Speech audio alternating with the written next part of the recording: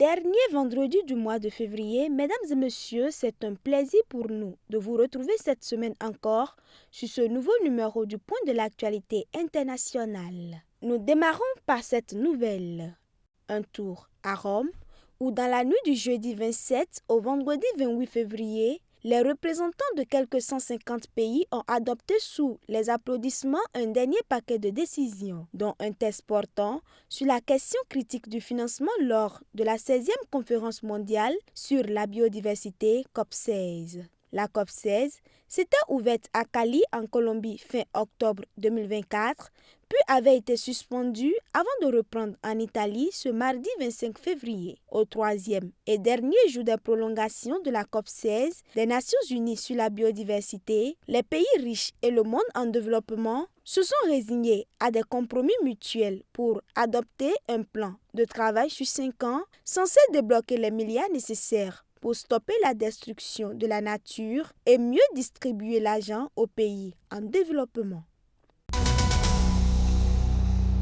Au Tchad, une autorité indépendante de lutte contre la corruption mise en place pour promouvoir la bonne gouvernance et lutter efficacement contre les malversations financières mises en place. L'objectif est de lutter contre la corruption dans le secteur public à travers les répressions judiciaires, mais aussi de moraliser et de sensibiliser les agents de l'État sur les différents aspects de corruption et les sanctions prévues par les tests en vigueur. La lutte contre la corruption et les malversations financières est devenue l'une des priorités des autorités de la Ve République. Le nouveau gouvernement du Premier ministre mise sur l'application stricte des tests de la bonne gouvernance et sur l'apport de l'autorité indépendante de lutte contre la corruption pour bannir les détournements de deniers publics.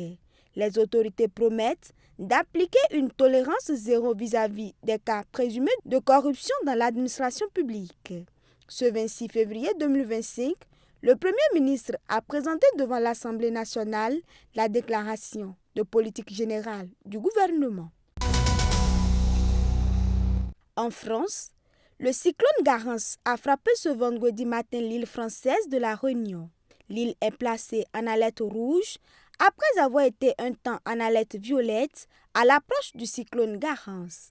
Des vents allant jusqu'à 234 km/h ont été enregistrés.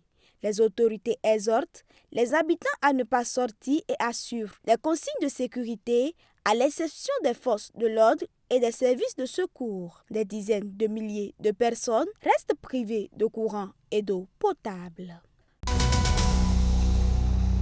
Le président américain Donald Trump accueille le président ukrainien Volodymyr Zelensky ce vendredi 28 février pour une visite dont les enjeux vont bien au-delà de la signature d'un accord sur les minerais stratégiques.